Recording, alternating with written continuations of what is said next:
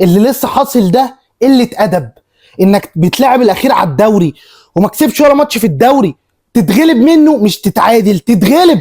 قله ادب. ان يبقى مدربك يبتدي بالتشكيل ده قله ادب. ان يبقى عندك لعيب عايز 75 مليون جنيه وانت موافق ومش عارف تديهم له، وما عملش اي حل فردي، ما جابش جون، ما عملش اسيست، قله ادب. لما تبقى اداره يوم 23 يناير ما جابتش ولا لعيب ولا اتكلمت ولا دعبت اي لعيب حتى، وبتخسر وما بتجيبش لعيبه، قله ادب. لما كده بالمنظر ده هطلع تالت دوري وافضل في الكونفدراليه لتالت سنه على التوالي، دي اسمها قله ادب. ملخص كده، اللي بيحصل ده قله ادب. لعيبه، مدرب بقاله شهرين مش عارف يكسب فيوتشر، قله ادب.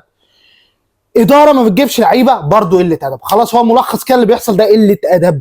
نبتدي الماتش، همسك اول واحد جروس، جايين لهم كلهم بس نبتدي بالمدير الفني. ايه ده؟ سيف الدين الجزيري عمل ماتش حلو اللي فات، تلعبوا حسام اشرف خاتم بجونين في انيمبا، قعدته ليه؟ احسن بكتير منه. ايه محمد عاطف ده؟ ماشي عمل ماتش كويس، ما يلعبش الماتش ده، انت استسهلت قوي. انت استسهلت ومنزل شيكابالا في الدقيقه 84. هو قادر؟ ده محتاج وقت عشان ياخد رتم من الماتش بتنزله، وتغييرات مقرفه وكل حاجه مقرفه وما بتزعقش على الخط. امير عزمي مجاهد حمزه المسوسي زعق فيه، بيقول له اهدى اهدى ما تزعقليش. ايه قله الادب دي؟ ده الاخير على الدوري، مالكش عذر.